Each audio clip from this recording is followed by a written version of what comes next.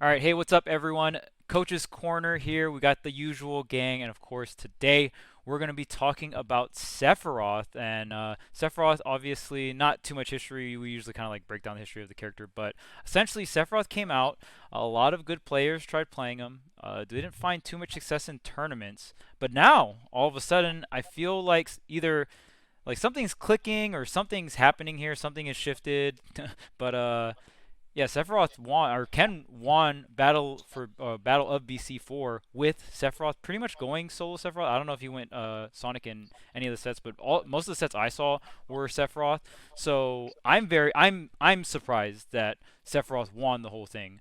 And I mean, we saw Tweet get top four at MomoCon. So all of a sudden, we're seeing like a fluctuation of Sephiroth play getting pretty deep into these tournaments, and then also Ned has been doing well with Sephiroth this whole entire time as well, right? But I mean, I feel like Ned has been placing a lot of his best placements at majors are like ninth to seven-ish place, maybe fifth, right?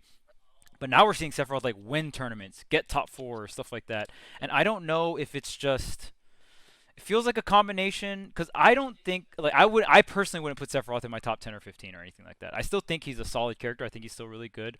There's some problematic matchups for him. I think and there's problematic matchups and there's people that play those matchups in the top level. Like Fox is the first thing that comes to mind. Like good luck beating Light with Sephiroth in my opinion because Fox demolishes. And then, but like, there's characters like Sheik where I mean Void doesn't like compete as much, and other Sheiks haven't got there, right? I think Sheik is also probably one of Sephiroth's worst matchups, but not super prevalent, right? We don't see Sheik at the top level at tournaments too often nowadays. But yeah, I just want to hear your guys' opinions. I guess we can just start with the strengths of Sephiroth. I think what makes him the best, and one thing that kind of like or not the best. I think one of Sephiroth's best traits is like it is his range, but I think it's his short hop actually. I think all of his strategies really branch out from his short hop. Um, but yeah, so and with that, I think I just feel like I put Sephiroth at around high tier, like top 20 to 30ish or so. Like I don't put him that high, but like still top like 20 to 30 is still pretty solid. But yeah, what are your guys' opinions on him? Um, I don't know. I see kind of like what you were talking about, right? Where you don't necessarily think that he's like 10 to 15. That I can to me he's like on the outskirts. Like, for me he could potentially be 15, who knows? But like I actually do think pretty highly of Sephiroth. I think Sephiroth has had a issue that all kind of characters that of similar like archetypes or like similar like hurt boxes and stuff is that like he's a character who's light and he's tall. So he can get like just killed and blown up. He's also a DLC character, right? And now that usually is like, oh yeah, DLC just body you, but like the idea of that, what I'm saying is that when you're playing a character that hasn't been learned yet, versus a huge roster that has, when you are a character who dies early, like learning that character, it takes time because a lot of times you're gonna get blown up and you're gonna get blown up so fast you don't even get to learn yet. I feel like that's kind of what happened with Mewtwo back in the day, right? When you had this kind of situation, and I think it's a very similar thing where part of the reason why Sephiroth has was struggling earlier on is because you had a ton of characters, you have a huge roster. I mean, people have been actually having discussions about this too on Twitter, right? Where they're like, "Man, this game has so many interactions," right? I remember seeing Tony even comment on a couple of them, but like, there's so many interactions, and a lot of people just like they feel like they just have to guess, right? Well, with Sephiroth, he doesn't get to guess as much as everyone else, right? So because Sure. of that, I think a lot of times he just gets blown back. So I think part of this is also showcasing the maturity of the game.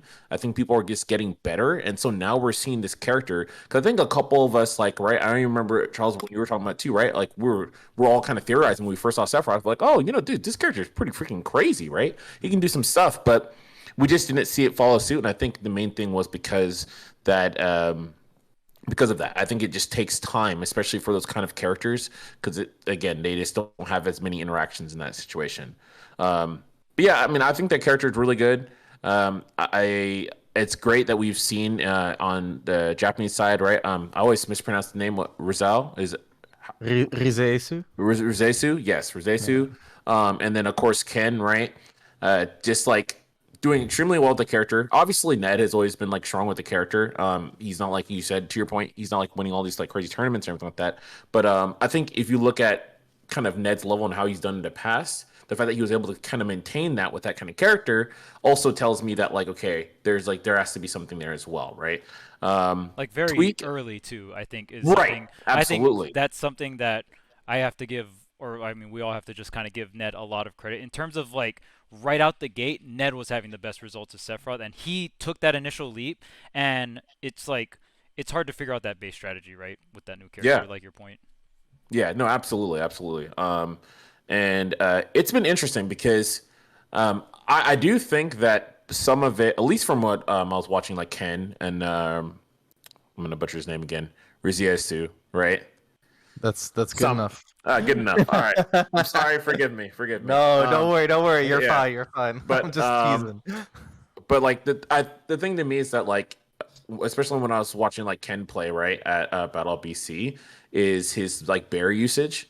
Right, I think that move is extremely stellar. I think a lot of times people get lost in the idea of using short hop fairs in comparison because short hop fair is like it's so like you're not obviously you're not getting like you're not killing someone with fair unless it's like off stage, of course, right? Like on stage, and it's a different story. Bear, you're going to be able to get that, right? Bear is going to be something that's going to be safer as well, right? And I think it's a better tool in that way. And a lot of times people kind of get like they get so focused and transfixed on fair, where I think Bear is really his optimal like tool there and kind of really covers things because then if you're doing fast fall Bear, now you also get the mix up of like the empty hop to like empty hop, right? Because the reason is if you do that with fair, it's like if you just like try to mix up with the fair, if someone just guesses that right, then it's like you're lagging to the fair and they can just beat you up for it, right? Whereas Bear, it's like either you're safe or you got grabbed, right? So you have to effectively deal with that. I mean, we saw a lot of times too where because Ken had that mix up, you'd go for the next step and he was like exposing shoots on dude. He did like 5 bears in a row and he's like, you're watching me do bear, right? Short bear? Cool. I'm gonna run up to you, you're gonna think I'm gonna grab and I'm gonna down smash you and you die. Like he was just like it was just like ridiculous, right? But it's like it's all predicated on the fact of how what bear can do, right? When it's on shield, it's going to be safe versus like a fair, right? That means kind of you lose your turn or like you just get punished. Um, and obviously there's a ton of other things, but just kind of my initial premise, like, yeah, I think it's good, and I think it's just been time, right? The game is maturing. I think that's also a reason why we kind of see what Light has been able to do too, right? I think people are getting to the point and understanding like where they need to be in their like positions, or people are getting better at their like combo games as well. And so now you're seeing some of these characters that otherwise can get blown up really like quickly on disadvantage, like you're seeing them actually flourish in that way. Yeah, totally agree. I think building on that point, what is very important in terms of metagame development for Sephiroth is that they have kind of understood how to play their neutral while avoiding the big hits. Because, like Bama said, characters light, and it matters doubly so because, or twice as much, whatever. I don't know if doubly so is correct. Anyway, it matters twice as much because he also has wing, right? So he doesn't want to die early. So not dying early is important, one, because he's light, and two, because he gets wing. So what you see in a lot of Sephiroths is the way that they handle their neutral is basically hedging their bets. They're saying like, okay, I'm gonna go for these options because even if I lose using these options, it's not gonna lead into me losing my stock early. So they're like, I'm okay with getting chipped out because the way I play, I can still like play the RPS against the chip hits, but the chip hits are never gonna lead into me being scared of dying. And that is something that you can really see in the way that the Sephiroths are playing, is that they're just like willing to stubbornly play an RPS that they know is not gonna potentially get them dead early.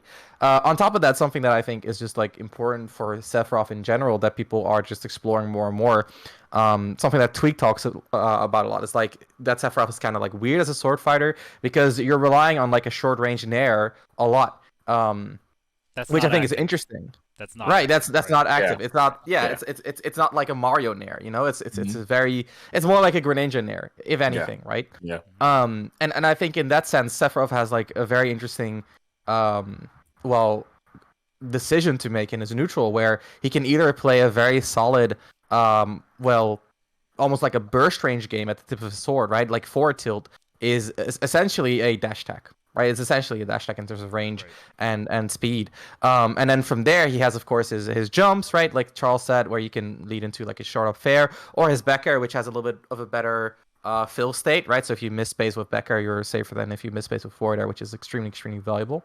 Mhm. And then he has a side B as a time mix up, and then he has, of course, like, you know, if he has a wing, he has dash grab, which is a really good timing mix up. He has down tilt, he has dash attack. So like he has down smash to beat shields. So from that like sword tipper range of Sephiroth, he has a pretty coherent kit between just forward tilt, short hop aerials, side B time mix ups, and down smash. I think just those as like a group is already like a solid kit, which I think is very interesting. And a lot of Sephiroths early on focused on kind of like optimizing the most out of that range. And something that I think is very accurate in terms of what Tweak said is that like that's not enough for the character. You need to be able to get in close using the Nair, which is, you know, fair enough, a strong enough move to really enable his actual mix-ups, because just winning that range is never going to be enough. You need to convert that range into pressure, which is something that, for example, Leo does really well. And more recently, I think the first Sephiroth who really um who really showed to me that that can be a really powerful way to play Sephiroth is Rize Asu. I think Rize Asu Sephiroth was insane in terms of like utilizing his pressure at the mid range and turning it into close range pressure by, for example, utilizing dash shields, just like Tweak is doing now, or jump in nairs at the right moments. Empty land mix-ups, time mix-ups, stuff like that. So I think what I'm really seeing from Sephiroth that I like is, you know, the decisions between, okay, when do I decide to interact in a way that's more like close up in your face pressure related, and when do I decide for those long range moments, and how do I balance that with my survivability. And then within those playstyles, there's, like I said, a lot of like nuanced decisions related to the, you know, move usage, spacing, drift, time mix-ups, etc., etc. So yeah, lots of nuance to the character. Not necessarily because the character is super complex, because I don't think Sephiroth's moveset in and of itself is a super complicated one. But I think the implication of his weight, as well as wing, as well as the degree to which you need to push his advantages, right? Because he doesn't have like an insane advantage state. It's more like if you have a small advantage, you need to get something out of that, which puts a lot of pressure on the player to be correct. I think that really pushes the character into being, well, a pretty damn hard character for ultimate standards. And that's why, like, you know, Charles and Van both said, we're really seeing a more recent flourish in terms of the results. And yeah, I'm here for it. I really like the Sephiroth playstyle. I think it looked, when Sephiroth was winning, I think Tweak at Momocon especially, like, that was just beautiful. I think the play is just, Oh yeah. the way he flows, the way he holds his stage control, the way he mixes risks with solid coverage. I think it was all quite a sight to behold. So yeah, big fan of the upswing in Sephiroth usage, and I'm really curious to see what the new advancements will be, because to me, and that's kind of like maybe a topic for later today, but to me it kind of sounds like most of what Sephiroth is supposed to do is kind of figure it out, and I'm really curious to see where there's going to be more room for growth.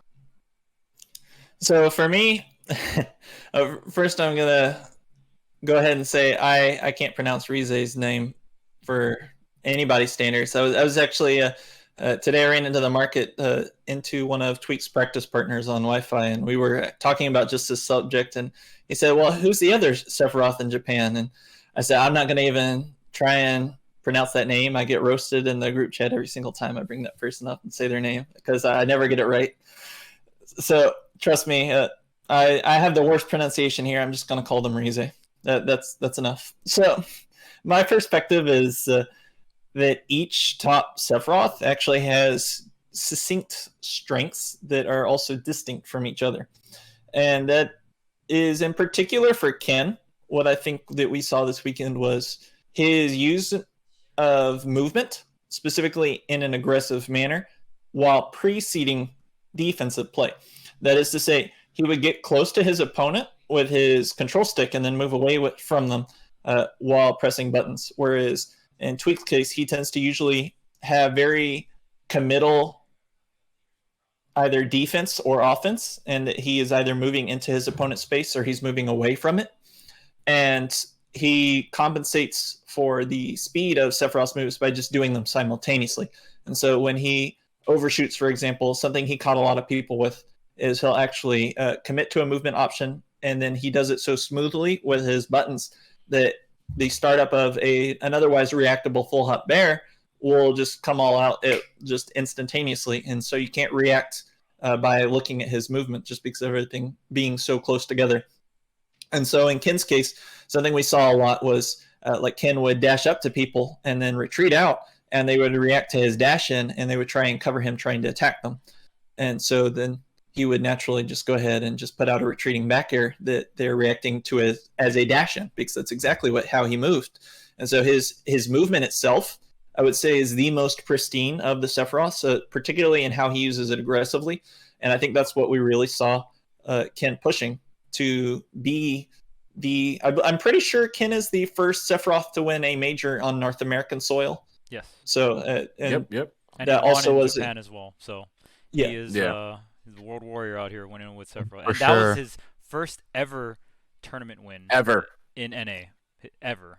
So Ever. like even All counting Smash Smash 4. titles. So Yeah. that's pretty crazy. That is Now- insane.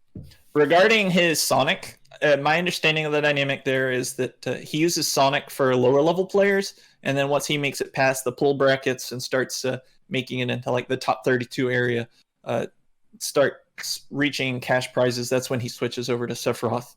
Because I think the idea, and of course anybody can contradict me here, my understanding is that usually what we see in a given metagame is that as the game continues and the character matchups start to kind of crystallize, the game becomes simplified as people start gravitating toward meta characters. And something I think we're starting to see in Ultimate is that dynamic is actually the opposite. And what we're seeing isn't the cast itself kind of stabilizing into a set meta of these are the characters you're going to play, these are the best characters you can be playing, and more a matter of these are the best players in the game, these are the best players you're going to be seeing in every top 8 that you go into, and these are the players you're going to be playing to get into those top 8s. And so I think we're starting to see a kind of middle level of consistency and who is making it past their pools and making it into these later stages of the bracket. And I think what we really saw from Ken was more a matter of him being prepared for specific players.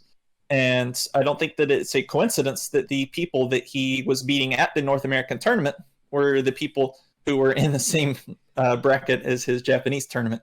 So it's not a coincidence that the 4 Japanese players who came over to North America were the 4 Japanese players in the top 8. So they all made it to top 8, and it's because we're starting to see that higher level of consistency and placements from the stronger regions when they travel out of that region. And so Ken essentially was in a meta game where the players were familiar to him, even if the matchups weren't necessarily the same as what's in Japan overall. So that's my take on that subject. I also was a big fan of Tweak's play back at MomoCon. I think that is the best that I have ever seen him play personally. I'm sure I've seen him play at tournaments that he won over better players than were at MomoCon, and still thought that he played worse than he was playing at MomoCon. And I think that he should be very proud of himself at that play. I don't think that it's a coincidence that Ned also was at top 8 at Combo Breaker on the same weekend. So if I remember correctly, there was actually 4 Sephiroths in top 8s of majors. It was a that good weekend. timeline.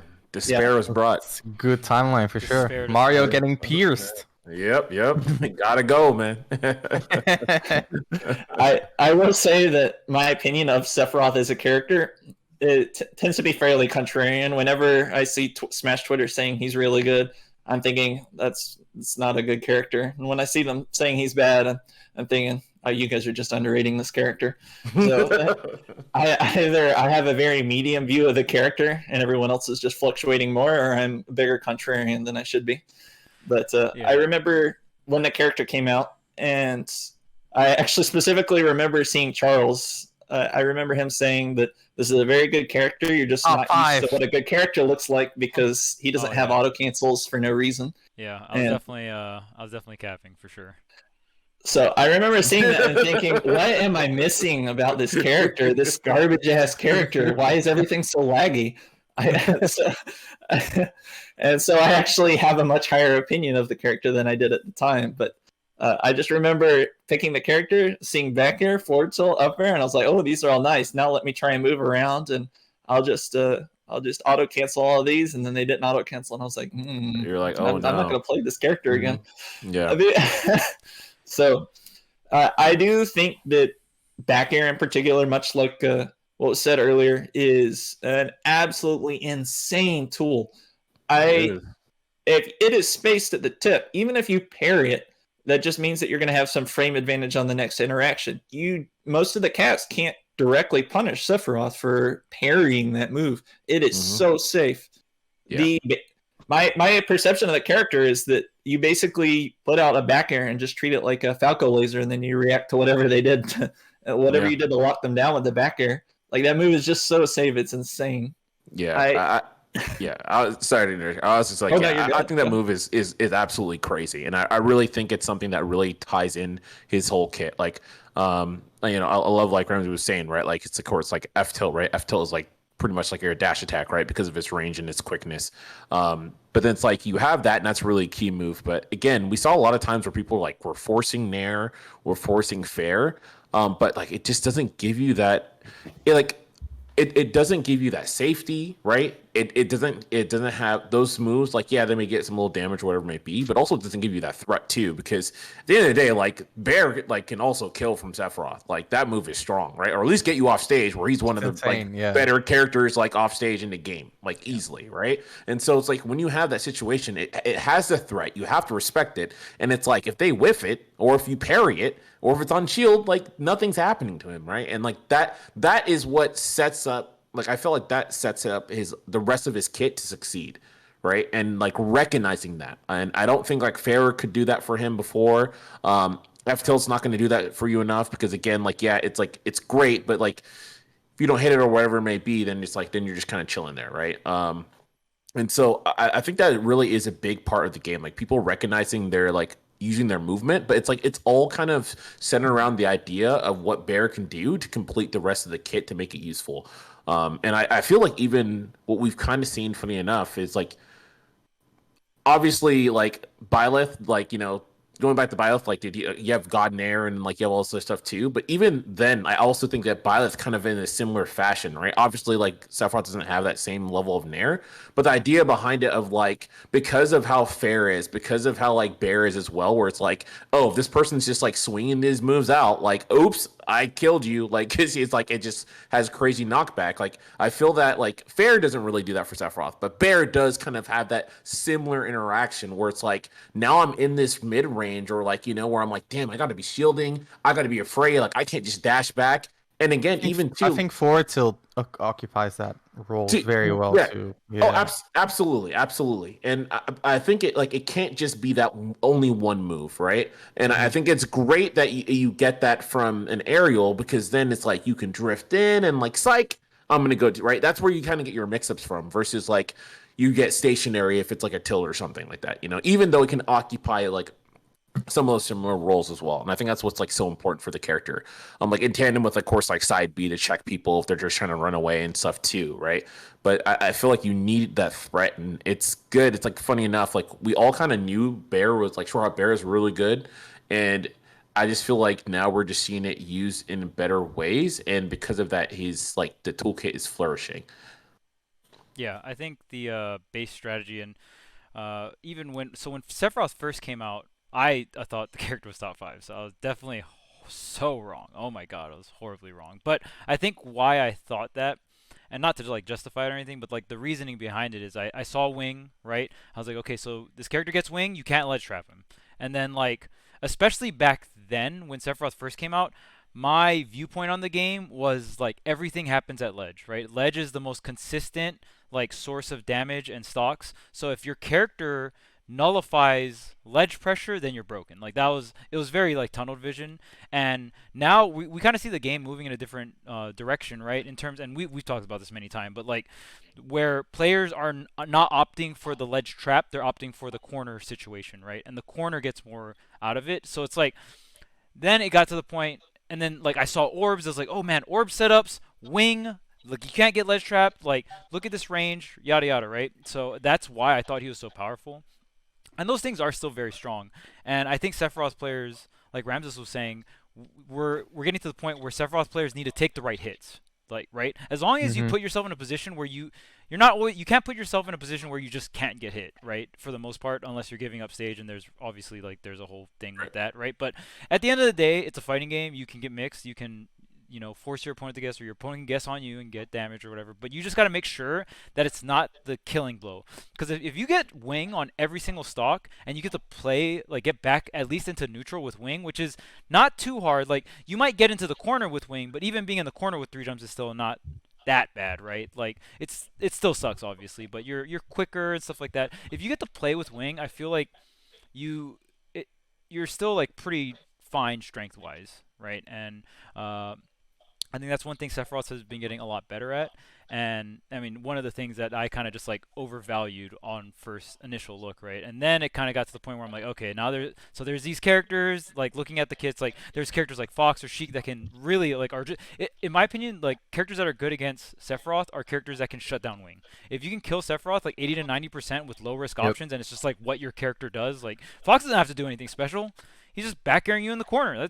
He always does that. Like he's not doing Yeah. anything special for the Sephiroth matchup. He's doing the same Yeah. shit. You know what I mean? Like Yeah. so, those are kind of characters I feel like are the ones that can kind of shut Sephiroth out.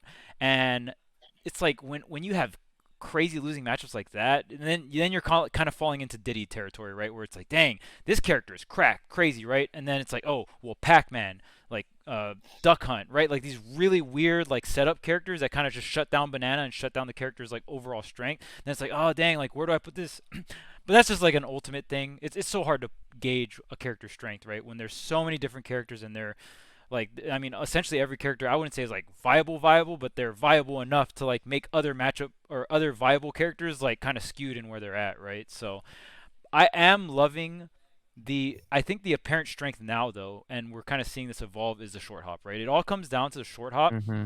And I even said this on the mic at MomoCon, but Sephiroth to me was like a character where I'm like, man, you're like a sword character, but are you a sword character? You don't have like the move you can just throw out, whiff, and be safe. Like Cloud throws out back air, whiffs back air, who gives a shit? Like I can whiff this move all day and you can't do anything. The only thing you can gain over me is positioning. So I can't do it again, right? So I can't just whiff back air again, right?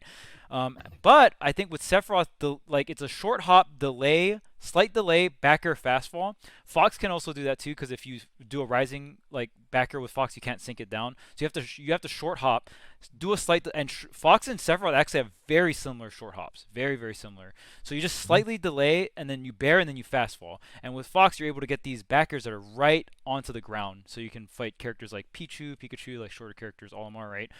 With Sephiroth, you're doing a very similar thing where you're getting the back air close to the ground, and the greatest thing is since it's back air, you're doing it from dash away, right? And Tony mentioned the mix-up of like Ken going dashing in and then dashing out and doing back air, right? So it's like they're reacting to the dash in, but then all of a sudden you're like doing the back air. And I think this type of back air is the back air you can whiff and be okay with. Yes, you can. So now I can kind of see maybe Sephiroth being able to apply some of these sword-like fundamentals into his play with this back air strategy. And it's crazy because I saw Ned doing this like week one. That specific back air, maybe Yep. not with the dash in. I don't know if he was like specifically doing with the dash in with the intention of like them reacting to it or whatever. But I saw Ned like doing the back air a lot. And one thing I will say is Ken and Ned, they definitely press way more buttons than Tweak. So, but I do think Tweak can be a little too defensive sometimes with Sephiroth, right? Where like, and we saw it at MomoCon where he'll just move, and it's like he has center stage, he'll move back, and it's like as he's moving back, he's like, please commit something towards center stage, and his opponent just runs to center stage, doesn't commit to anything, and then slowly Tweak is Takes getting it. right. Yeah. They just take it away from him, right? And that is something that you with the back airs you can prevent that, right? I'm gonna Yep. retreat backwards and I'm gonna fling out this delayed fast fall back air, and I'm like holding my ground, but I'm not completely giving up the center stage. So it would be really cool to like all the different Sephiroths, like Tony said, they all have different strengths, and I would like to see them implement some of the other players' strengths into their own gameplay, because I think that would be just amazing in terms of how they flourish. And I just think it's really cool that we're finally seeing a baseline strategy with Sephiroth, right? Because with Fair, Yeah. I believe it's faster, more active, but there's more end lag, right? With back air, slower, but and slower, less active, but especially with that fastball, you kind of Two like that. frames. Yeah, it's not that active, but it's active in the area you want it to be. The slash is really low when you go for the fastball back air, right? And it's Yeah. just you're retreating probably too. So I think, and you can do things like flick shot or fair. Flick shot fair is very similar to the retreat back air, right? But like it's a little bit more active, right? I believe fair is like 6 frames active. You can like throw out the fair fastball, so you have some kind of like meaty aerial that'll catch like spot dodges or something like that. So um, it's just really cool that we're seeing some kind of baseline strategy from the Sephiroth players coming in, and I really love Bam's point as well, where it it takes a little longer to learn your baseline strategies when your character just dies really early, right? So it's really cool to see the the Sephiroth players learn what hits they can and cannot take, know what their wing condition is, get the wing, and like we're seeing the neutral really flourish too, right? So We are. and even down smash, love like essentially especially with wing wing down smash is really fucked up. Like it anti-airs, shield breaks, like it can catch jump ins or like just jump out of shields, right? And when you get hit by one of the down smashes in the corner, shielding is not an option anymore. So now you have to fight Sephiroth at that like mid range in the corner where you can't retreat. That Yeah. that specific situation is really messed up. And when he's doing it with wing, he has armor. So if you decided to fight and swing Yeah. into him, you're getting hit, right? Yep. So I'm just loving that the Sephiroth players are figuring more and more out about the character. I can't wait for them to even push some strategies even farther because I think when you have a character like that and just having a broken short hop, I don't think people understand how broken the short hop is. And it's just funny because when my first look at Sephiroth, I didn't like I knew his short hop was good, but the reasons why I thought he was good on release are definitely not the reasons why I like are his what are his strengths now. I think the best thing about Sephiroth is his short hop. Like all of his strategies stem from having one of the most broken short hops in the game. For a character with the I range, for sure. Yeah, I would agree. I think his core game plan lies around how dense his tool set is at that mid range. Because I feel like most characters don't have that many mix-ups available at that range. Yeah, it's Um, all front loaded into that particular range. yeah, and I think that is kind of like the core. But I mean, a lot of what makes him strong at that range is that he gets to throw out, well, kind of like Tony said, like a projectile. You can also look at it as kind of like a burst range with like a short hop forward air, which altogether, if you short hop fast falls with forward air, like that can be over in like half a second total, from like the start to like the final frame of landing lag, which is insane. Something that I think is interesting that you talked about, Charles, is how like the back air can contest space that you sacrificed. And I think that for characters like Sephiroth is often the most important thing. Yes. Is how do you contest sacrificed stage? And I think that's something I think we talked about it a lot of episodes ago when we talked about Leo's Byleth. How Leo is willing to sacrifice stage, and then how consistently Leo plays the mix-up to reclaim it. So sometimes Leo will just let you have it. Sometimes he will wait for you to have it and then come back in to pressure you. Sometimes he will immediately reclaim it himself. Sometimes he'll cover it with another hitbox. And Sephiroth is especially good at these mix-ups, right? So like you'll do a retreating back air, throw out a forward tilt to cover it. Something that, for example, Tweak does a lot is throw out forward tilts to just say like, okay, I just whiffed in this area. You cannot claim it. There's going to be a hitbox here. And that forces you to wait a little bit longer. Well, what happens when you wait a little bit longer? Well, Twig is going to run back in and claim it again. Or he'll jump back in a nair where you thought you would be able to claim it. So in that way, I really enjoy that part of Sephiroth gameplay as well, because I feel like out of all the Sephiroth, even if they have like unique strengths and weaknesses, I think in terms of trends, that's like one of the things that they've gotten the most better at. They've improved at the most. Is like just whiffing space, claiming it with a hitbox, and then saying, okay, well, I just missed you. You were probably shielding or in some way scared of me possibly hitting you. So now you're leaving your shield. You're going to be, well, a beat behind. And now we're both fighting for this space in which my sword can exist and yours cannot. And that's also why a character like Sheik, for example, does so well against Sephiroth, because she has more ways than Sephiroth to claim that space. Oh yeah. If they are at like a frame neutral situation because of her low dash, her low crouch, her dash speed, her dash tag, her run up tilts, her diagonal needles, etc., etc. And I feel like the characters that are good at playing that situation where Sephiroth just like misses a back air or forward tilt, and now there's like an open space, you might have like a minute frame advantage, which you're not going to be able to do much with. If you can do much with that, then you're probably good against Sephiroth. Yeah. And that's really what we're seeing. But that's also why, and this is a funny topic, that's also why I was really surprised to see Ned beat Isam's Pikachu. I know it was, I think, only the final game, only game 5 in which Isam went Pikachu.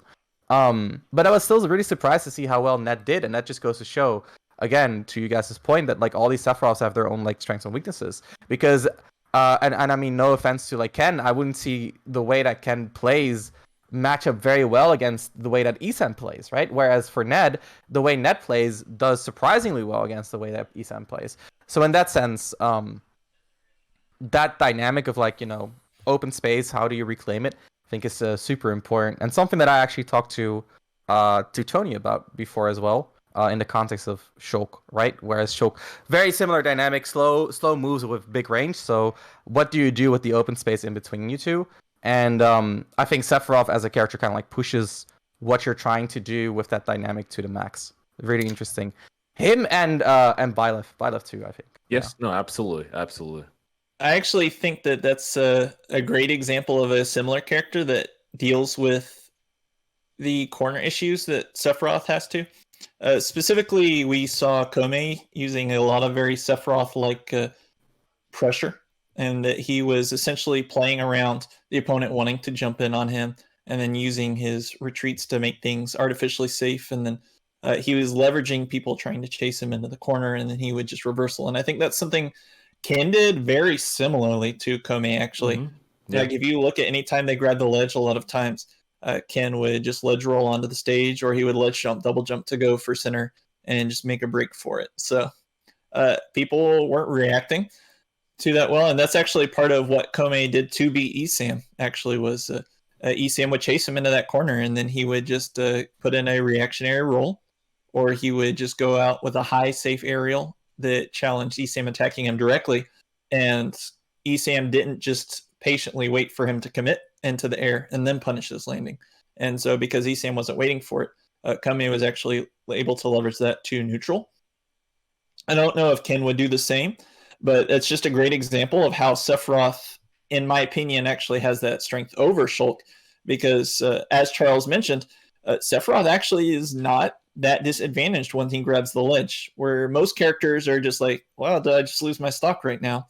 Like, Sephiroth has multiple mix-ups. He can still attack, and when he does attack, he doesn't get full combos, but he's balanced around getting those single hits, and his kit is balanced around it. And that also means that he has fairly high base knockback on most of his moves, which also means that when he does hit you from off stage, it generally means he's going to get a full neutral reset. And so he gets a lot of stage position off of any small hit that he gets, I'd say, relative to what most characters do.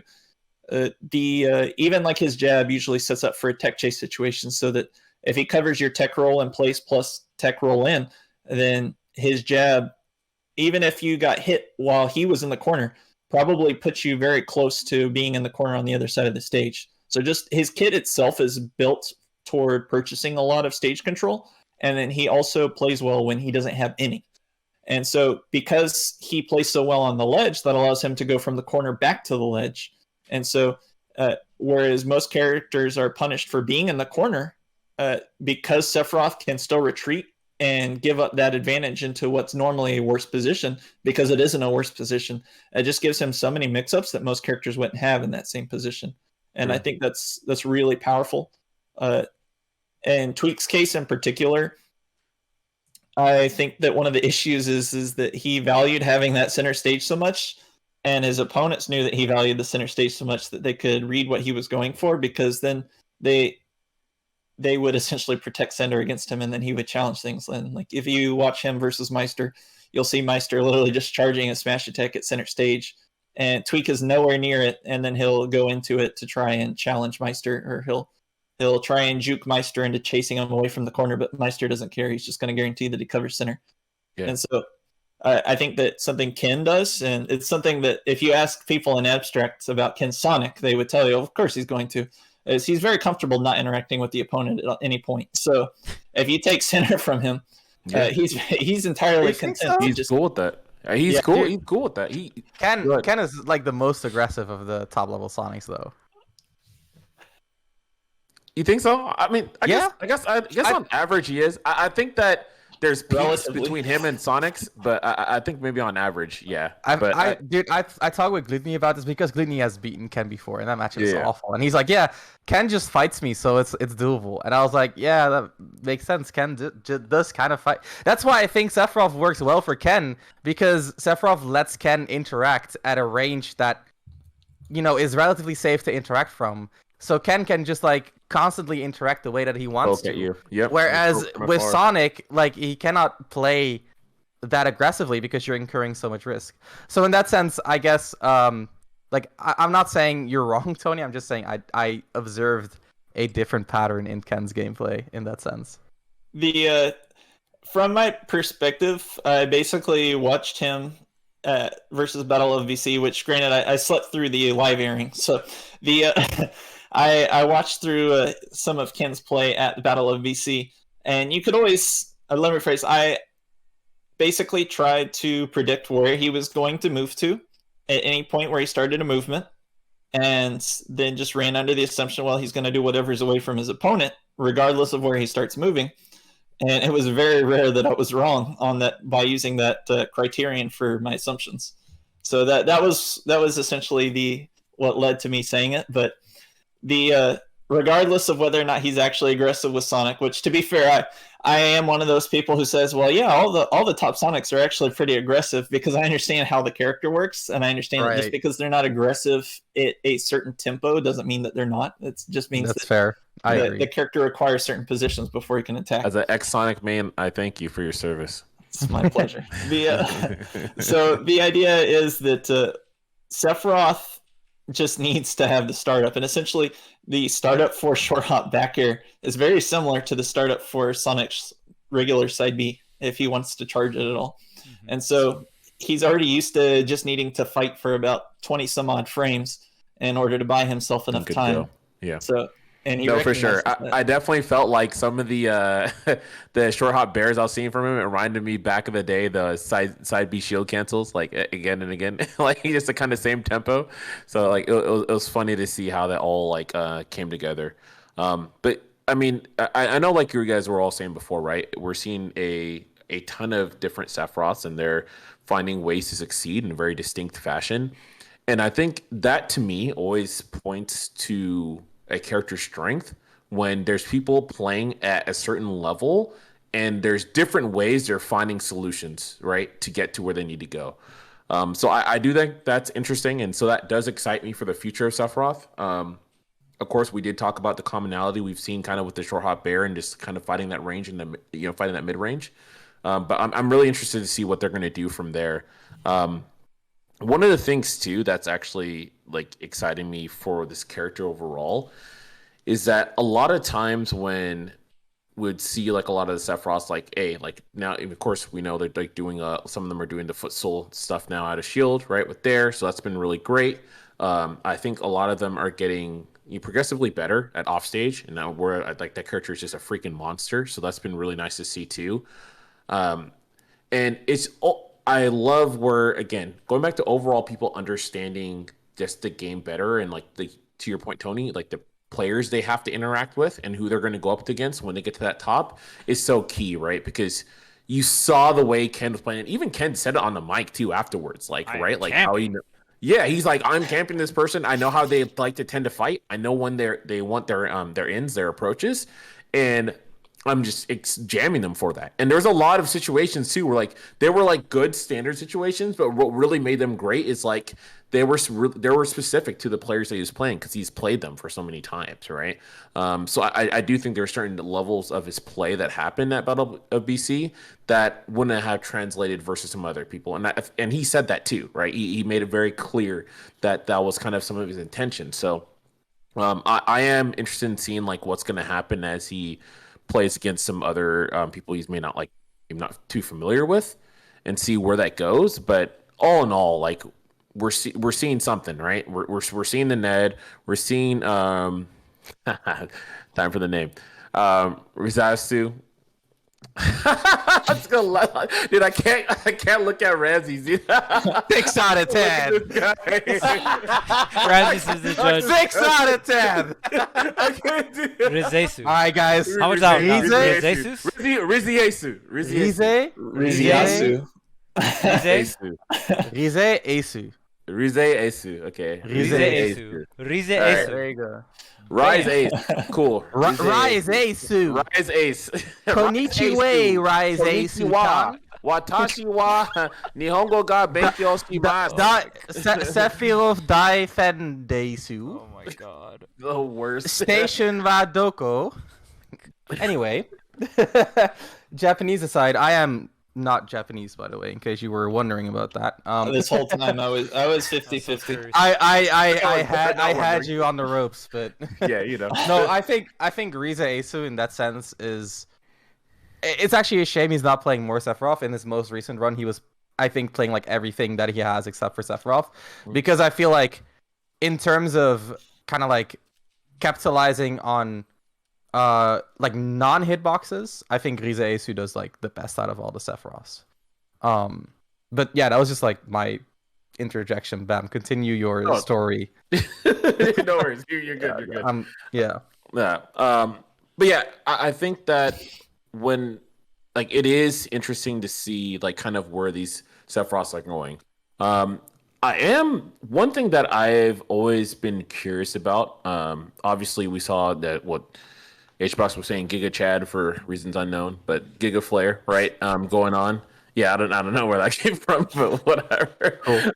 Yeah, cool. I have no idea what you're talking about because I watched it on mute. Oh, well, there you go. Wow. Good for you. Damn, commentator call out right there. Jesus Christ. Yeah, dude.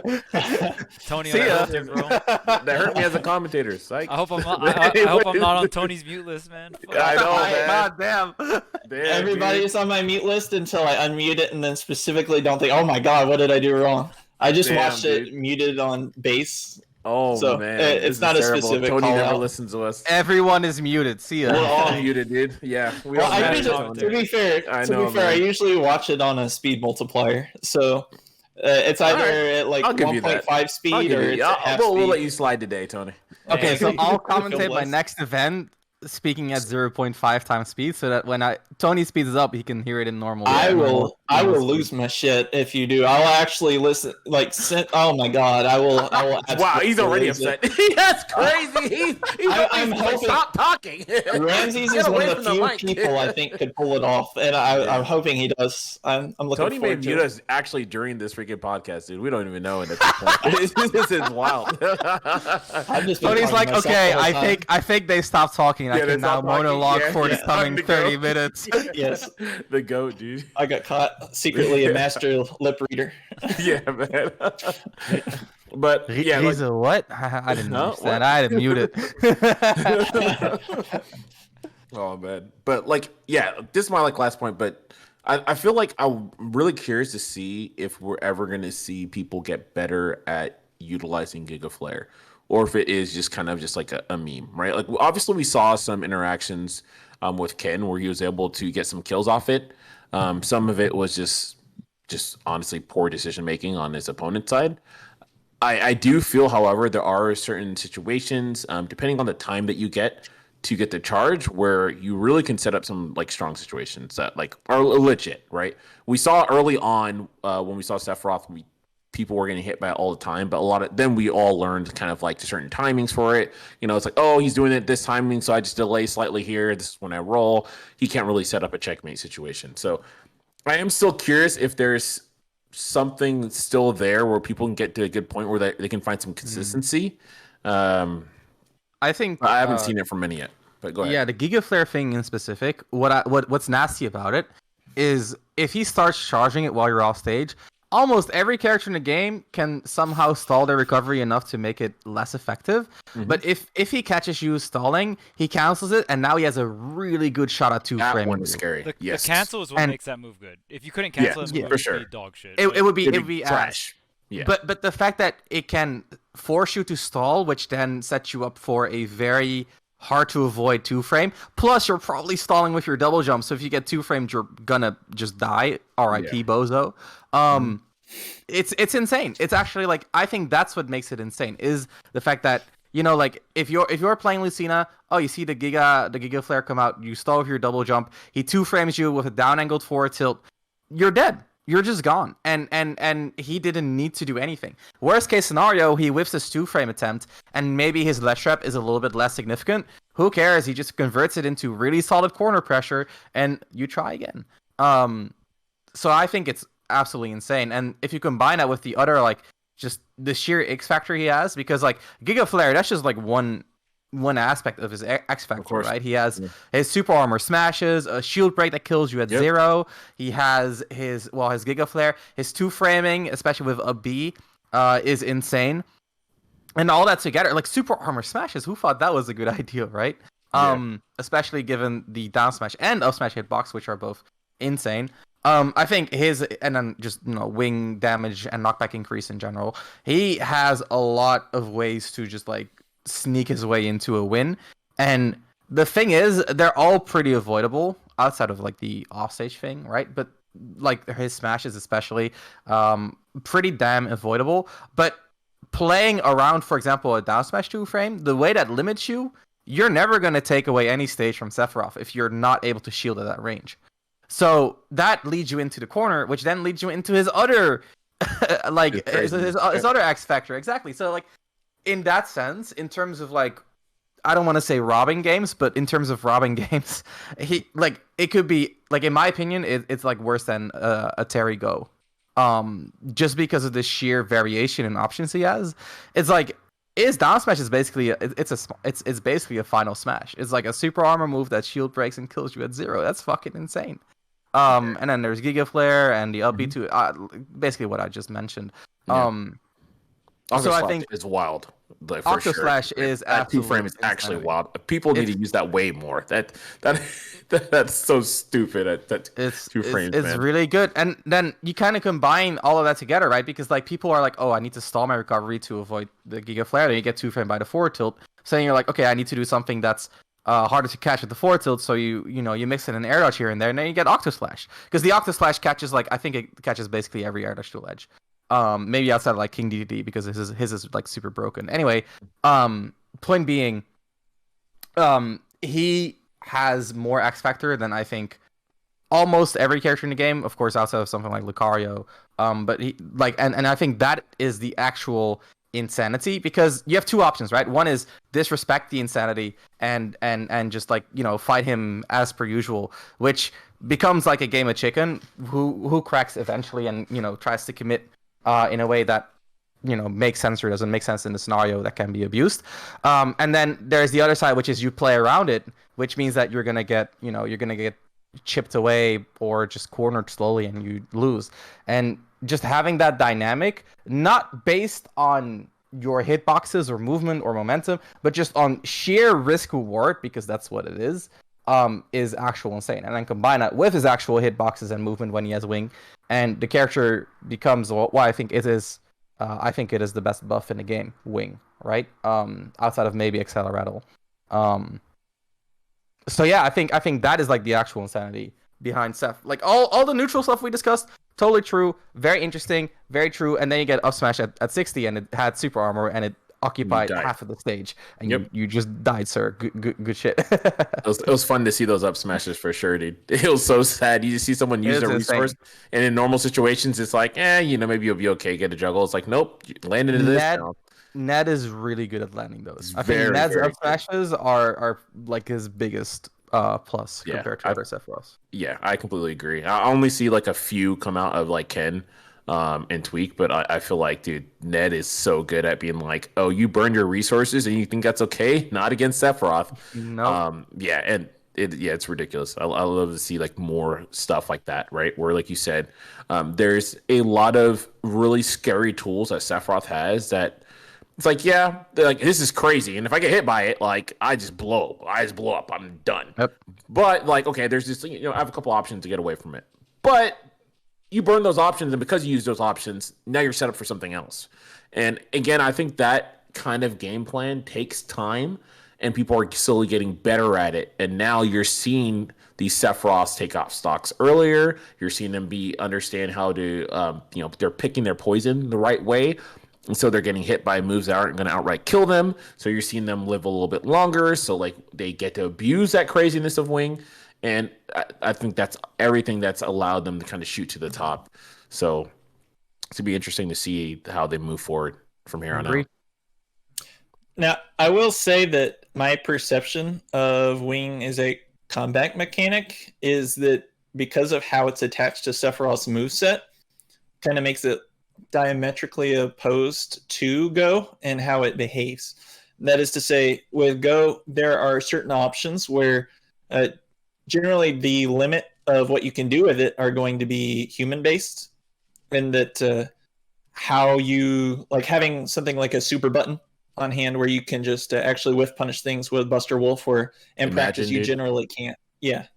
And practice, what we're seeing in the current meta of Terry is just the Terry players gave up on trying to raw Buster Wolf and just will confirm into it instead. And so for Sephiroth, it's kind of the opposite, and that right now I believe that Wing is the best it can possibly be because it is one of the less prepared for matchups in the meta, which means that people don't specifically practice reacting to things like down smash. Because for those at home who are not aware, basically it is frame 21, and human reactions tend to fall just shy of frame 20, which means that if you actually practice reacting to it, you can consistently parry the uncharged version, and then you start getting into rock, paper, scissors kind of interactions where, well, is Sephiroth going to charge it to punish me for trying to parry it, and things like that. And so one of the practical considerations that people who are more familiar with the matchup tend to do is they'll specifically practice jumping on reaction to it. That way, if Sephiroth tries to jump, they can full hop over it so that it doesn't hit them out of the air. And then if he doesn't charge it, then worst case scenario, they get hit by a smash attack on the sour spot, hopefully. So worst case scenario, you get smash attacked by Wing Sephiroth. Oh my god! Yeah. Because I mean, I do like when I say like obviously you're talking about like human reaction time too, right? That also like that's a big thing, right? Because it does come down to what you're prioritizing there, the amount of options at a certain point in time, right? And anytime you add on that an option, then that human reaction time skyrockets, right? So like, I think that's again goes back to the strengths that Sephiroth has, that he does have so many moves at mid range. Is reason why, of course, that down smash becomes such a dangerous thing, right? Because that, like, you know, if we look at it as like, you know, kind of quote an overhead, right? You know, because the shield breaker, whatever, right? The idea behind it being that there's so many other moves in this toolkit that are around there that you're thinking about, and then of course you get caught there. So I do think I agree with you on the point where it's like, okay, it is something that on reaction, because you probably should be like, it's one of the things you should be like keying on, right? Anyways, because it's such a strong tool, and it's like, oh, if I get hit by this and I get shield broken, I'm dead. So probably should think about that instead of getting hit by F tilt or something like that at times. Yeah. But I just wanted to throw that out there too for some people, because I'm sure some people are asked about that. Well, just real quick, I'm pretty sure that's his slowest option in that range. So if I'm assuming what Tony's talking about is they're going to be reacting out of shield, right? So it's like if you're specifically looking for a down smash and they do forward tilt, like you're not going to react in time, you're just going to shield it. And I think I think Tony's thought process is correct in a sense where it's like try to react to down smash. If he does any other thing, you'll just shield it, right? Because the other things are just quicker. So for the most part, right? Maybe the delayed back air is like a little delayed slower, back air would be the other one that's you'll see close. The hop. Forward smash is a few frames slower. Right, but it's still hard, right? Because you're not entering a set play scenario. Because like, if he forward tilts just a few frames later, he can catch the start of your jump. You know what I mean? Correct. So like, if you enter that situation after, like, let's say you shield a forward tilt, then you can like basically act at a specific timing to shield everything, but avoid the down smash. But if it's not in like a specific timing that you're familiar with, then relying on a like basically an option select by specifically timing your defensive option is, well, I mean, it's good in terms of hedging your bets because you're avoiding the most rewarding option, which is down smash. Yep. But it's also like something that at the level of like something like Ken, you're definitely gonna get punished for more often than not. And I think that is like the scary thing is that like every single time that you like let's say decide to jump because you don't want to get down smashed, and you get punished for doing that, you're gonna put a little bit less stock in avoiding down smash mentally, and eventually like the down smash sneaks up on you and you die to it. Or you just continually get hit by the way they cover it, of course. And that's kind of what I meant with like the game of chicken, where like at a certain point, one of you two is gonna do the rewarding thing that the other one is or is not expecting. And if you're ready for that, or if you're not, that's often like a huge deciding factor for Sephiroth. Because if he hits that big hit, he's usually gonna win. But if he doesn't get the big hit, he's usually gonna lose. And to Sephiroth, because he's so light and because he's so damaging and he kills so early, that one big hit is a lot more meaningful than for a lot of other characters. That's my point on this specific topic. I was less commenting on the viability of it. Like, I think down smash will always have its place in it. It is still very good. I more so meant that the risk mitigation is going to improve as people learn to react to Sephiroth's animations. Like Charles said, that I agree with. Absolutely. forward Absolutely. tilt is unreactable, so you can, like, if you are reacting to the position of where Sephiroth's sword is on the first frame of his animations, they are fairly distinct. I was actually doing this as an exercise to explain to someone, well, when should you use a smash attack in neutral? And the idea is you want to actually look at what your opponent is reacting to.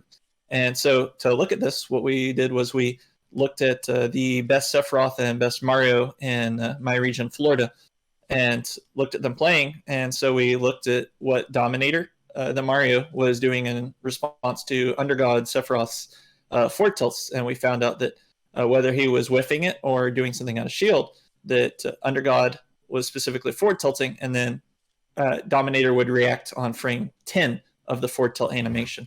And so it wouldn't connect with the shield yet, but he would still just recognize, oh yeah, there's a forward tilt happening all right on frame 10, because he didn't recognize the flash card of this is forward tilt until that late into the move. And so the idea is, as everyone here knows, but as people at home might not know, by improving your reactions, you generally want to look at the earlier frame animation and specific moves animations, and so that you can recognize a flash card, so that you're not waiting for the 10th flash card to come out before you say, oh yeah, that's forward tilt, I'm supposed to do this in response. And so in particular, like Charles said, if you're reacting to forward tilt, it's not possible. Like, forward tilt already connected to your shield. If he swung at your shield, like, it's just not humanly possible to react to a frame 14 move. However, you can react to the frame 21 move. The question is, what are you reacting with? And so one thing we looked at was, well, we want to look for redundancy. Like, what other things could Sephiroth possibly be doing when he puts his sword there? And so the idea is there's certain ambiguous things. One of his smash attacks, he puts his sword in the same spot as forward tilt. And so what we looked at, if I remember correctly, was we started looking at rolling in on reaction to first frame of forward tilt. And so we were looking at what the possibilities of that were.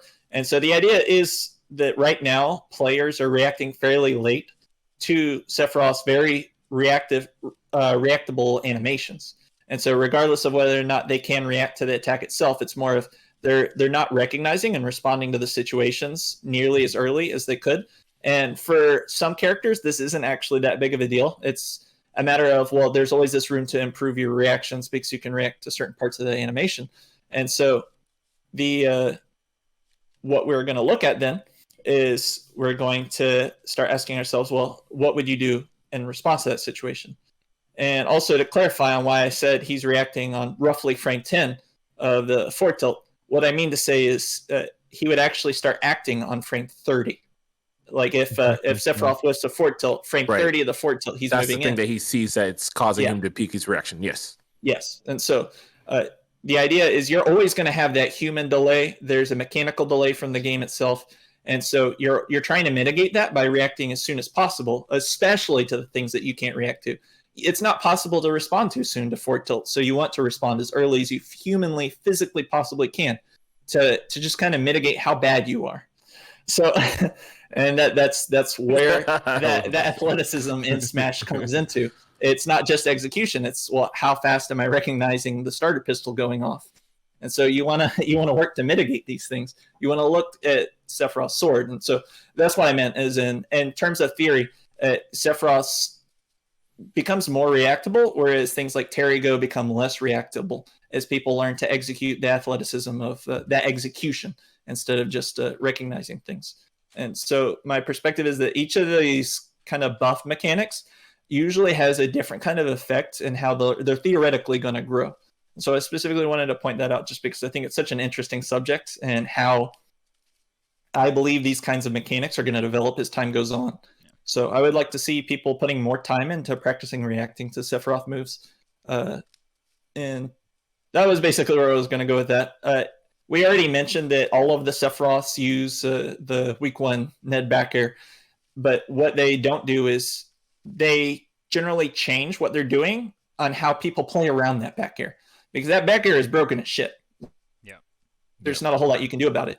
But what Ken does differently from everyone is how he moves before it. The setup. And then and then how Ken and Ned and Rize and Tweak all play differently after that back air comes out is where their expression really comes out, because that's where both Ned and Tweak like to attack, and then they attack differently. And then Ken generally doesn't like to double down, but that's where you get things like, I believe Ramses alluded to Sephiroth's forward tilt, and Bam alluded to his forward air, and that like people will try and jump over your back air, they'll get forward aired.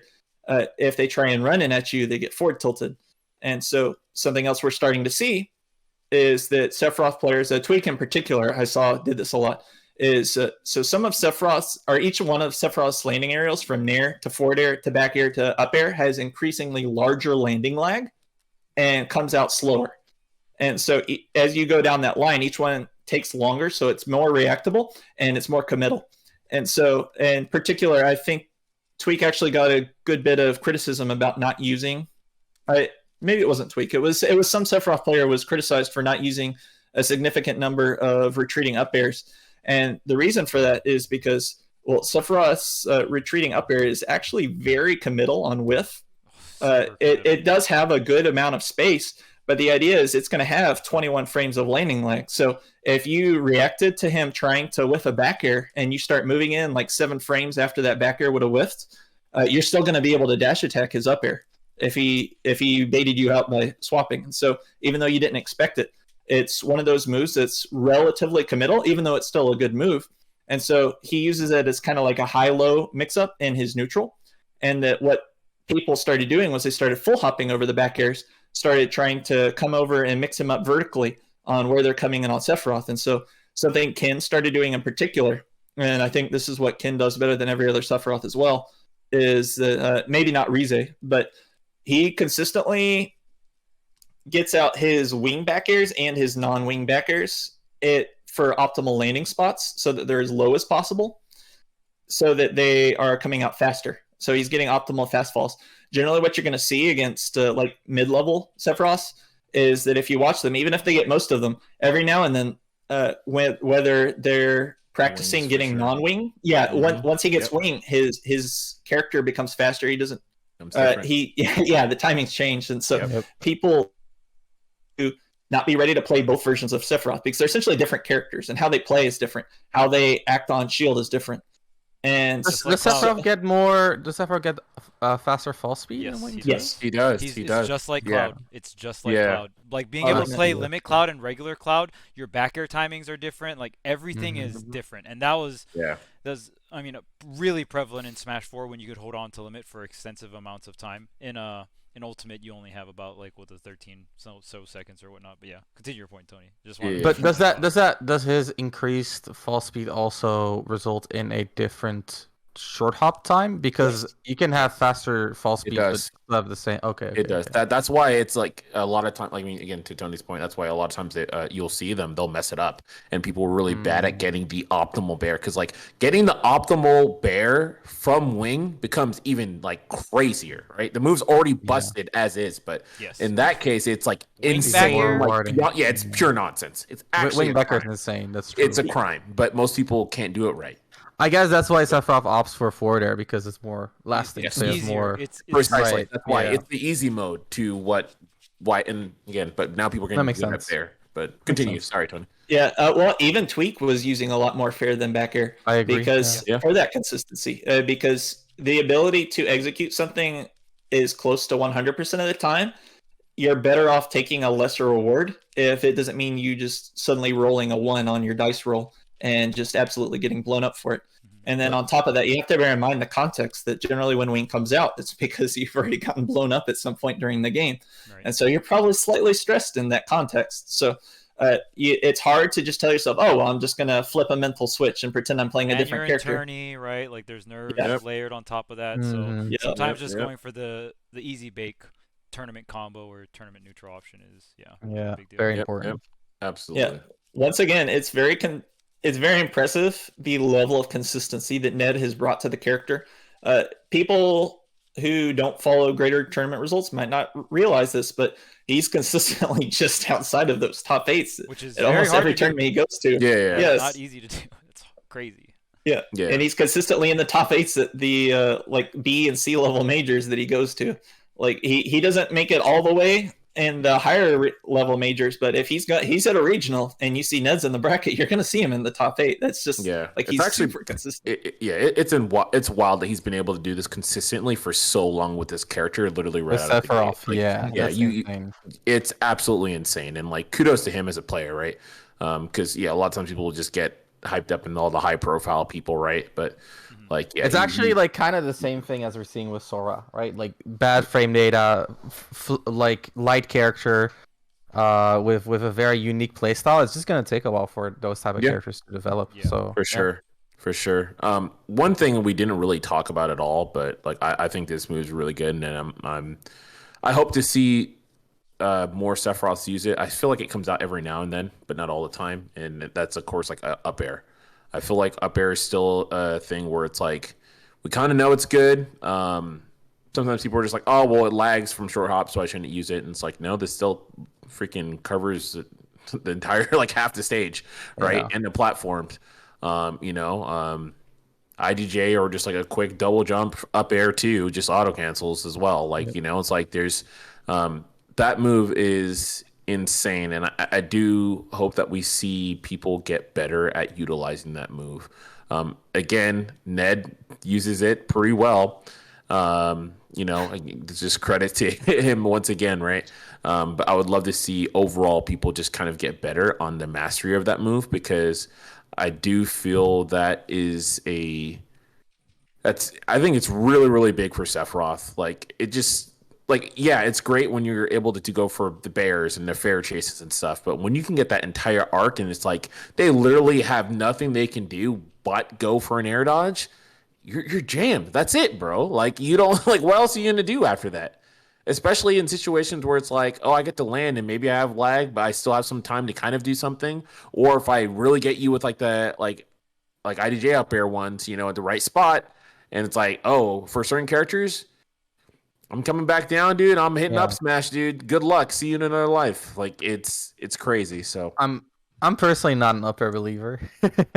I think it's a really good move to throw out as a sort of way of saying, okay, you have to do something defensive here, but the risk that you take by doing it, I think, is not worth it. I'm personally a fan. I think it is really strong in the sense that it covers his diagonal area, which is normally where he struggles most. But I think he is so strong in like vertical or horizontal situations. Vertical meaning mostly like up tilt. Because his up tilt is actually kind of crazy in terms of how long it lasts, but is like super thin, of course. Right. But I think he does way better at like moving in a way to turn the situation into a more horizontal one primarily, and then playing from there, which is not always in the cards, right? If there's like platforms and blah blah blah, but like more often than not, if you want to cover your diagonal, I think you're better off reacting to them occupying the diagonal and then moving in a way to not make a diagonal anymore. And I think that's something that, for example, Diddy players do that really well, right? Like when you see a Diddy wanting to catch your landing with banana, they'll react to your jump and then reposition in a way that you're forced to deal with the banana in a horizontal way, which is, well, the hardest situation that you can be in versus banana. And Sephiroth kind of like, again, his forward tilt is just a huge dash attack, right? It's kind of like what Palutena or Snake would do. They dash back, wait for you to land, throw out the dash attack. That's what Sephiroth does well. I think the up air has its place because of the reward, and if you use like the IDJ for juggles, I actually like that a lot. Especially combined with the up smash, where if you start respecting the up air and dodging, then you can start getting up smashed.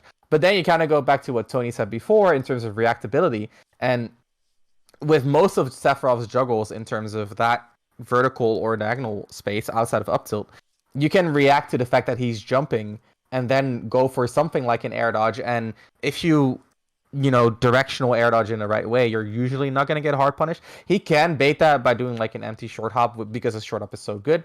But again, it's kind of like a really good way to like hedge your bets and not get Right. up smashed. Right, that's the Yeah. most important thing, to not get up smashed.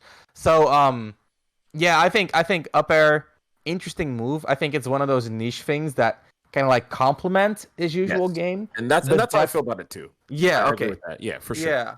But I think for that reason, like I used to be really high on that move because it's such a insane hitbox. But the more I think about Seth and the more I think about how he controls space, especially, I think there's not a lot of room for him to commit that hard when he can be a lot more solid about the way he's controlling the space. Because at the end of the day, like you can hit the up air and the damage and stuff is nice, but if the risk is sacrificing all the stage control, you're often better just like getting a smaller hit or even just getting better positioning without the risk. Yeah, I agree. It's like I think you can set up auto cancel windows with up air with the IDJ and make Mhm. essentially make if you can make up air like frame trappy slash safe, I think it's fine. When you Yeah. do Yeah. like retreating up air, that you're equivalently doing a smash attack in terms Yeah. of like commitment. You're covering an area, Basically. you're covering a large area, but I think with Sephiroth's weight, and this is something Sephiroth players have learned like now with I think we're over a year with Sephiroth, right? Is Mhm. you really can't take that much risks, which kind of sucks because he has so much high reward, right? Like counter is a very high risk, high reward tool, and you got to know exactly when and where to get it. Like that one situation where like Ken ledge drops, double jumps, and then triple jumps in the counter.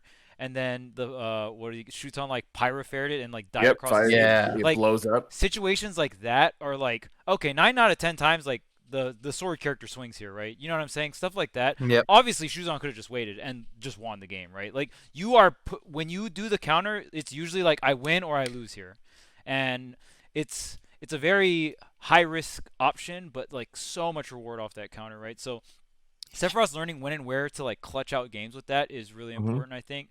Another thing that I think is there's two more things that I think are vital for Sephiroth's growth in the meta.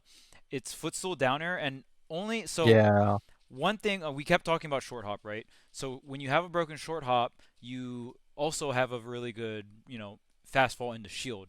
Now, Fox is a character I'm gonna obviously make the comparison to Fox because the short hops are very similar, and I main Fox. So it's like you short hop with Fox, you go into shield, you have a frame 8 option out of shield that kills, right? It's like one of the many reasons why the short hop is so frustrating to deal with against Fox. But with Sephiroth, you don't really have that option. But if you're when you're fighting against Sephiroth, if the Sephiroth knows how to footstool there, and if it does, and the Sephiroth doesn't know how to footstool there, you're fighting two Very different different. characters. All of a sudden, the short hop shield matters. Now all of a sudden, and here's another thing too is like dash attack is really good, but catching this is something that Void does a lot is catching neutral air dodge to the ground. Like with so I like when I'm playing against Void, I'll neutral air dodge to the ground with Fox is really good, and Fox pancakes after neutral air dodge. Most characters kind of like pancake into the ground. Guess what's really good at getting pancaked hurt boxes? Footstool. You can get a perfect frame for a footstool because they're pancaked onto the ground. Now, Sephiroth has the speed to do this, so when Sephiroth jumps up and you're scared of up air or something like that, they air dodge to the ground. Sephiroth's moves are so like slow. It's hard for him on reaction to get a kill there. But if you just run up and you see them neutral air dodge to the ground, that's a get. If your execution's on point, guaranteed footstool there, and it can kill it like 110 or something like that, right? 110, 120, which is really solid because that could be a little earlier than dash attack, right? And dash attack does have that slow startup, so technically the footstool is just quicker in that situation, right? Especially if you hop down and you fast fall and they like did it right next to you, you could just reposition, boom, boom, bang, get it right. But again, it's that is really big on execution, and the scary thing about Sephiroth is you're so frail and you're so light, and you need wing to activate. So it's like if you fuck up the footstool there, you could lose the game. You could literally just die. Yeah. Whereas like Steve, if you fuck up the footstool there, oh, they I might go for a shield. I'll get back to you what I'll do. Yeah, exactly. I'll get back to you what I'll do. Yeah.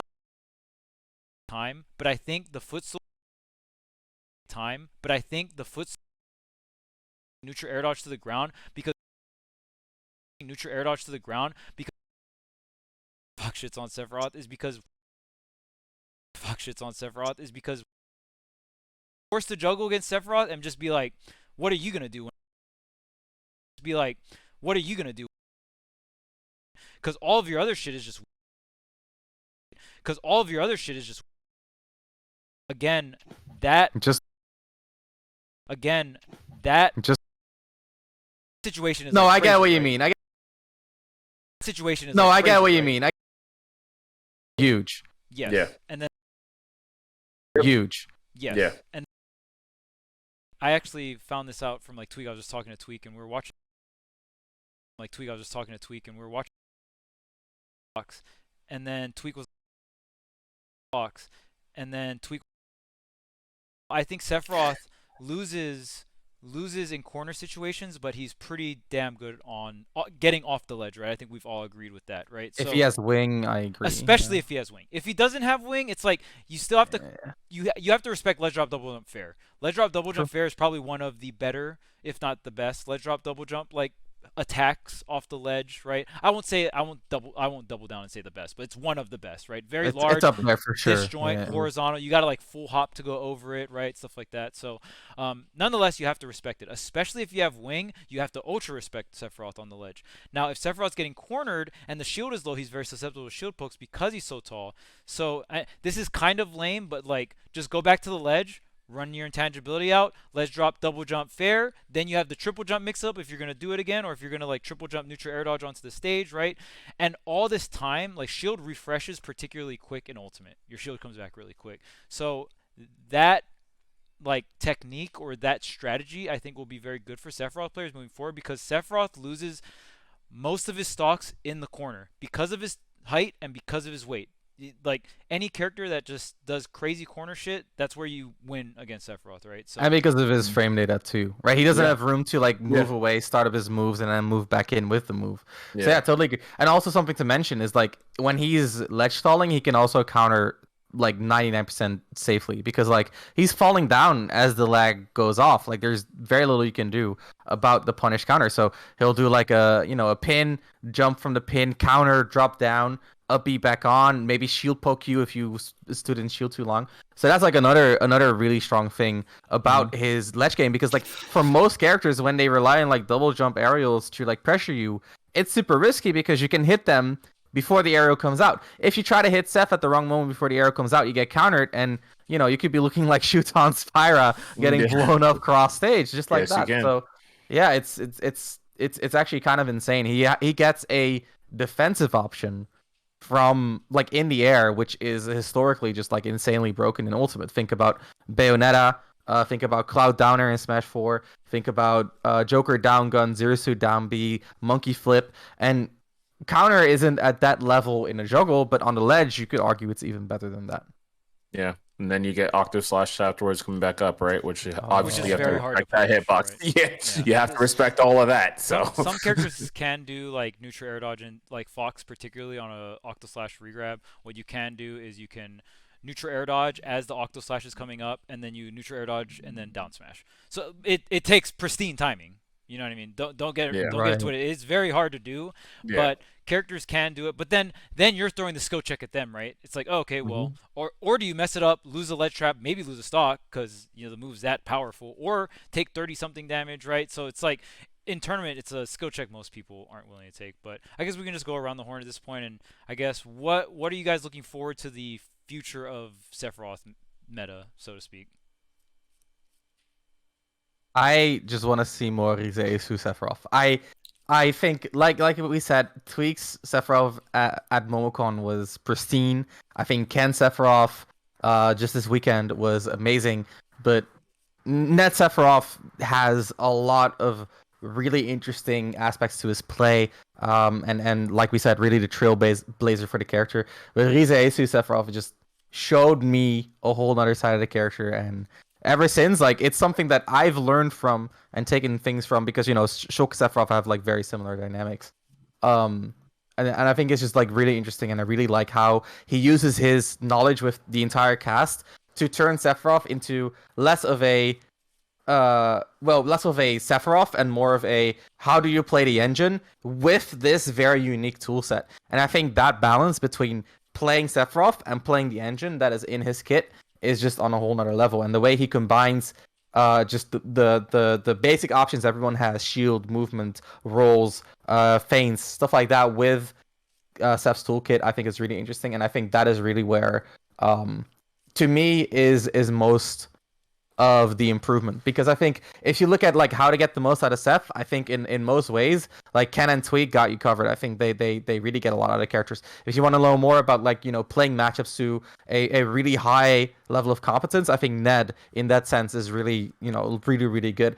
But I think in terms of adding that bit of like generalism in the game to Sephiroth, I think that is where Rize Esu really has a lot to show. So I just want to see more of that. I'm probably going to be very disappointed because he always plays a different character and then he just like picks everyone except for Sephiroth, even though his best tournament run, as far as I know, was with Sephiroth. But a man can dream. But yeah, that's what I'm hoping for. And like Bam said, I think it was Bam, or like it was said before, I just want to see how these Sephiroths can learn from each other and kind of like combine into like a Super Frankensoft, exactly. Yes. The alpha of the Yes, of the yes. Sephiroths. That's gonna be the most interesting thing to me. So Yeah. I feel like I did a pretty nice job of already saying what I expect from Sephiroth to come. For sure. So instead, I think I will go ahead and explain what I would like to see from the mid-level Sephiroths. Okay. So like I believe Ramses was clarifying from Bam's point about up air. Generally, when you're using these up airs, you need to understand the nuance between trying to hit someone with the up air and actually zoning off an area ahead of time, and actually using like the IDJ up air when you know someone is going to jump in to try and skip ledge trap, just so that you can cut it off. And you don't have to hit them. It's a matter of knowing that they can't be there and then forcing them to go somewhere you do want them.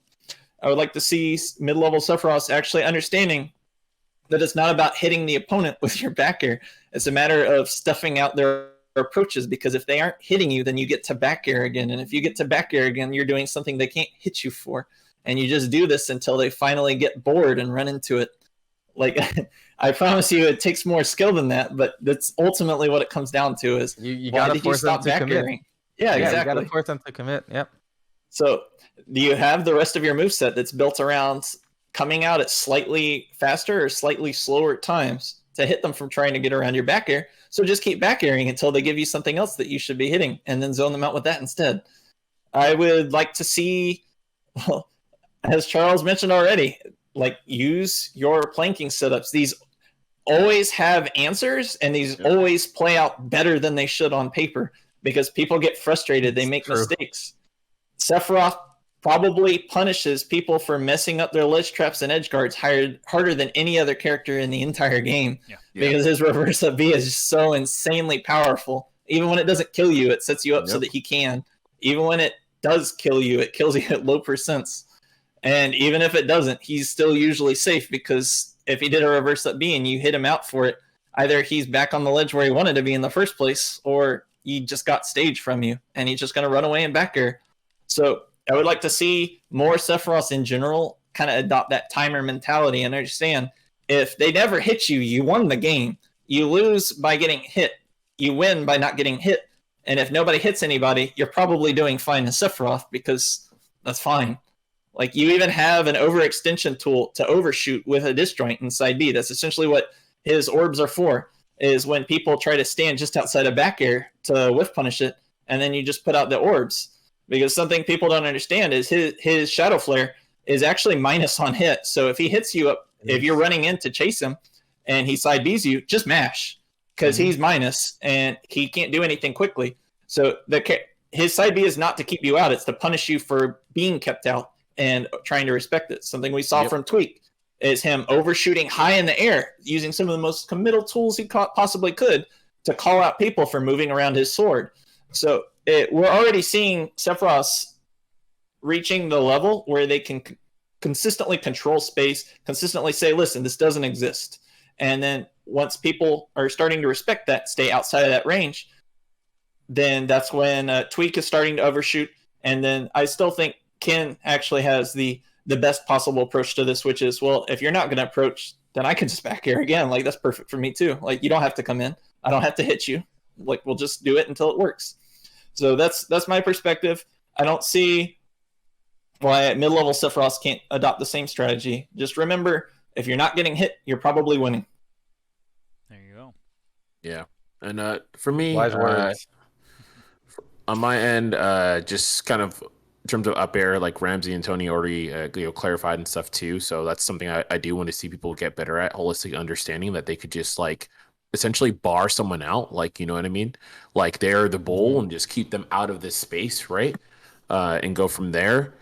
Another thing too, I know Tony touched on a little bit, like yes, shadow flare, like overall, like recognize that if you are dashing in, like it is minus on hit.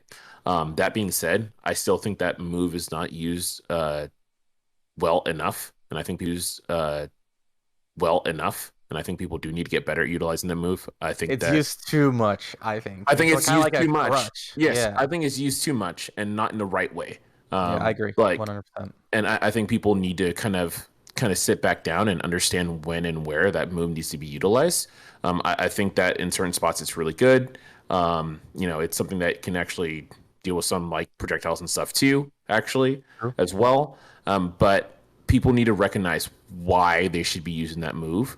And not rely on like I'm just gonna keep snapping and hoping someone messes up, right? Because that's great for a skill check, but once you get to certain levels, then that's just like you're just being a clown, right? And you should, if you are gonna put something out like that, you're probably better off going with Bair, like Tony was just talking about. Yeah. But again, recognizing where that move can be used. As always, I'm really big on people just getting better at overall offstage. Sephiroth is so damn good on offstage, like it's absolutely insane.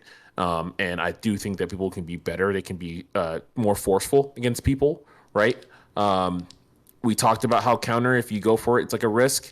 If you exhaust someone's options and they only got one option to come back, then guess what, dude? The risk just went away, right? And that move is ridiculous and kills at absurd levels. And I think Sephiroth has a lot of tools to put people in that situation off stage, especially with Wing, when it's like, I should be able to rob your stock because I took away your options. I'm poking and prodding at you, and you have to jump, air dodge, do whatever. And finally, when you got your one, like, God, let me just get to the ledge, up B, he's like, oh, I don't care. See you later.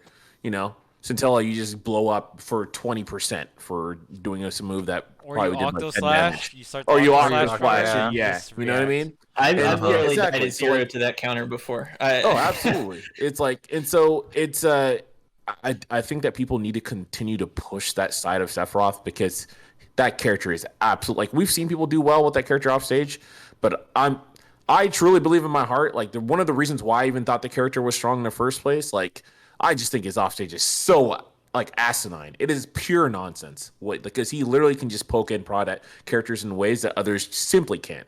And so like people need to continue to push that. I think overall a lot of times people are just so worried in this game.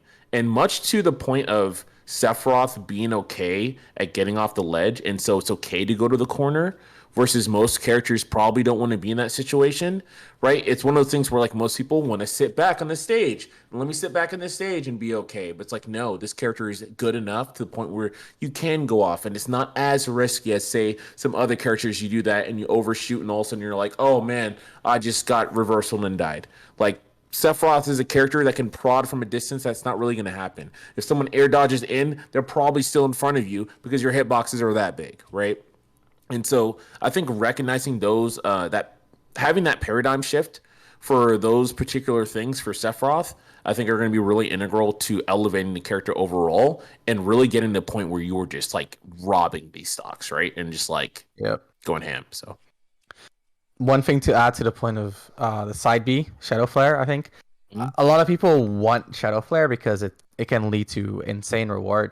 But the way I look at it is like when you hit a Shadow Flare, you basically took a situation in which you could have hit the opponent like straight up with like a forward tilt and turned it into a possible good situation, or well, a good situation in the future that's guaranteed because the orbs are going to explode. But a good situation in the future doesn't mean like a reward in the future.